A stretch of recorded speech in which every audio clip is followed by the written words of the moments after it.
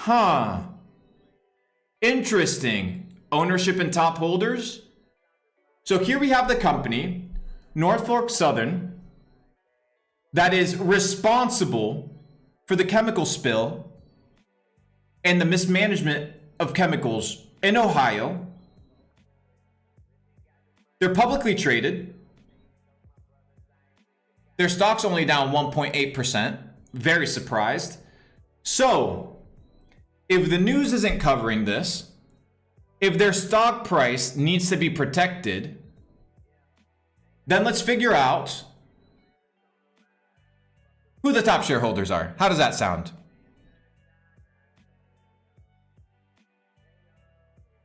Well, fuck me. There you go, ladies and gentlemen. Right in front of your faces. Right in front of your faces, you have the top holders of the companies that is responsible for the biggest chemical spill in the United States. You have the Vanguard Group and BlackRock. Wait, but there's more. Let's go to Yahoo Finance. And we're saying, ladies and gentlemen, we're like, it can't be, right? It can't be that you're in a situation where nobody's really out here, right, putting forth proper information, right? Nobody's out here dictating what is taking place. It's very much secretive, not a lot of information. And then all we have to do is look at who owns the media companies. So, I don't know. Maybe we go to Fox News. Do we start there? I wonder who's the top shareholder of Fox News. No wonder they're not talking about the chemical spills, because the same company, right, that owns the media owns the company that is responsible for the chemical spill. Very interesting. Look, they have a code of ethics. I wonder what this is. A message from our CEO. Get it done. Do what's right, LOL. Build connections or kill families and find a better way. The better way is to burn shit. Hey, because if you can't see it, it must not be there. Sounds a lot like fluoride. Anyways, let's continue. So this is all in real time with you guys. As you guys know, we're kind of just piecing this shit together. So here we have a video recap of like Kane Koa says, a toxic cocktail of deadly chemicals. All right, this is what's happening in real time. A toxic cocktail of harmful and potentially deadly chemicals purposely being burned off by authorities. But why? Let's rewind. This all started with a train derailment in East Palestine, Ohio, a town of nearly 5,000 people. 5 of the cars that derailed were carrying vinyl chloride, a dangerous chemical linked to multiple cancers. It's used to make a whole bunch of things, from car parts to PVC piping, but on its own, vinyl chloride can cause blisters, headaches, dizziness, and can be deadly if breathed in for too long. It's also unstable. It can be deadly if breathed for too long. So here you're being told that vinyl chloride, the chemical that was incinerated around neighbors and around neighborhoods and around children, is known to be deadly. Interesting. And at least one of the train cars was at risk of exploding and sending deadly shrapnel flying as far as a mile. And while that massive explosion didn't end up happening, many are wondering if the way authorities are going about mitigating the incident is the best course of action. To avoid a catastrophic explosion, officials conducted a controlled release of vinyl chloride a few days after the derailment. That shit's crazy, dude. That shit's crazy. This shit's crazy. Like, these dudes just poisoned their own town. Conducted a controlled release of vinyl chloride a few days after the derailment. I love how they put controlled release in quotations.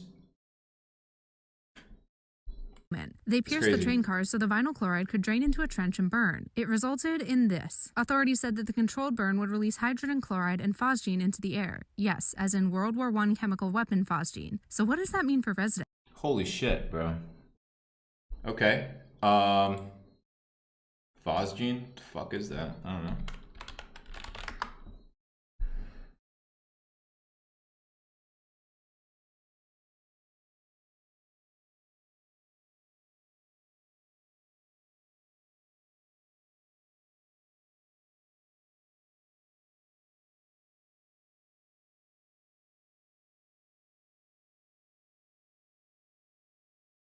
That's crazy, dude. This is the shit that was released into the air. Phosgene, which was used for World War One. What the fuck? Schedule 3.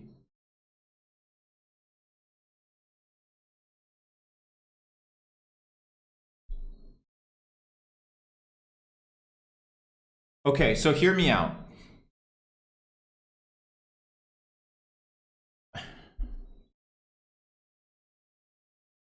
Okay, so the CWC, which I guess is it's a convention, it's a chemical weapons convention.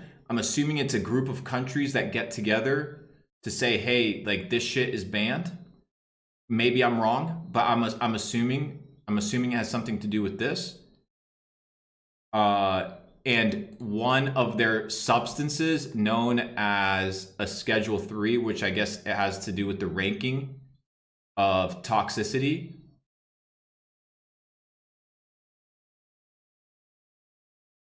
It's a chemical warfare agent. This is crazy, guys, honestly.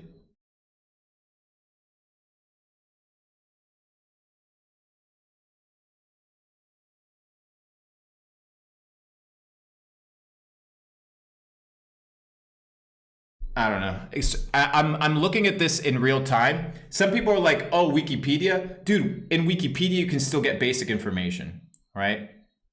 On Wikipedia, you can still get basic information because all you have to do is literally go to the bottom and you can start looking into the references, which I'm not going to do in real time for you because you're a dork, which is your job. Your job's to do your own research. But the point is, it's still very much relevant. Okay, so whether you look at it here, what? You probably got jabbed, so this might be a credible website for you. But phosgene is another chemical that was released into the air. Okay, so watery eyes, blurred vision, exactly what people are literally talking about happening to them. That's what's taking place. This guy out here on TikTok's talking about it. You guys can probably look into it. It's quite a little bit of a long video. The Wisconsin Department of Health, exposure to vinyl chloride can affect a person's liver, kidneys, lungs, spleen, nervous system, and blood. Okay, so it's known to be super deadly. And it's telling you people exposed to levels of 1 million. They have an increased risk of wow. And this shit's literally raining on people. And it's supposed to be 1 parts per million, which is less than a raindrop. And this shit's literally raining on people. But anyways, the vinyl chloride burn occurred near the Ohio River. Phenomenal. So as you guys know, condensation. Then you go into rain. That rain falls into the rivers. And shit is just a cocktail of chemicals. Crazy. The EPA sent a letter to the rail company stating that the ethylene glycol, blah, blah, blah, these were also other chemicals that were on the rail car. We basically nuked the town with chemicals so we could get a railroad open. Nice. Nice, nice, nice. People are talking about dead fishes. But I think it's important for people to see the dead fish. Like, that shit ain't normal, dude. I'm gonna walk under the bridge here above and show you. Coming right up. Like, that shit is not normal. Another fish. There's hundreds of them up here in this area across here. Hundreds. Another fish.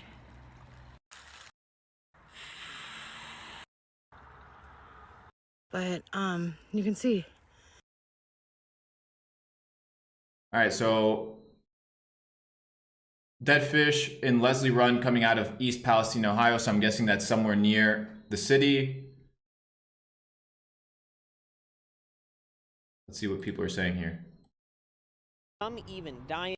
First News has been hearing all of your calls about your animals suffering and getting sick, some even dying. And it's not just causing problems for the animals, it's also causing problems for their owners as well. Taylor Holzer and his family run Parker Dairy. It's just outside East Palestine's original evacuation zone. Taylor is an ODNR registered fox keeper. A couple of his foxes broke their legs trying to run after the initial derailment. One of his foxes even died. Out of nowhere, he just started coughing really hard and just shut down. And shit's crazy, dude. He had liquid diarrhea and just went very fast. Taylor tells me all of his foxes have been sick and acting different since the weekend. Some have abnormally puffy faces, including the one he's holding. He says they are not eating properly. Many are dealing with stomach issues and are acting lethargic. This isn't how a fox should act. He's very weak, limp. His eyes are very watery and weepy. Some of the foxes are pacing rapidly in their pen. If you look at animals that pace back and forth in their pens, that usually means that they're going crazy, right? They're cooped up, they're going fucking crazy. Wild, dude. If you I don't know about you guys, I'm looking into this. All this shit, some of it is very brand new to me. I have no idea about trains, chemical spills, or anything. All I know is the news ain't telling us shit, and the same company that owns, right? The company that is responsible for the spill, the railway company, they own the media and they own the social media handles. So when I go to trending on Twitter and I don't see East Palestine trending, I'm like, what the fuck is happening? It's all very controlled. It seems very interesting. Anyways, so Chernobyl, Ohio. Oh, did you guys see the crazy one? This is a crazy one. Have you guys seen this? In 2022, Netflix releases a movie titled White Noise.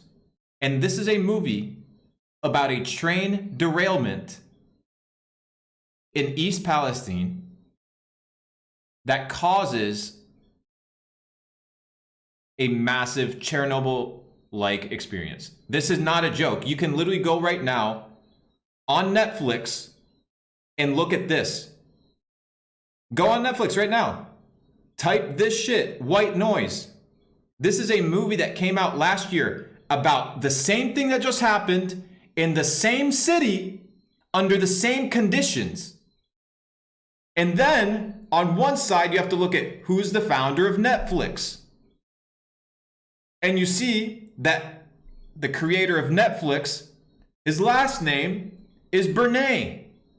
He's related to the father of propaganda, which is the guy that pushed cigarettes, the guy that pushed fluoridation, the guy that pushed breakfast as a dietary necessity. That scammer is related to the founder of Netflix, and Netflix decides to publish a few months before the big chemical spill in Ohio, they decide to release a movie called White Noise.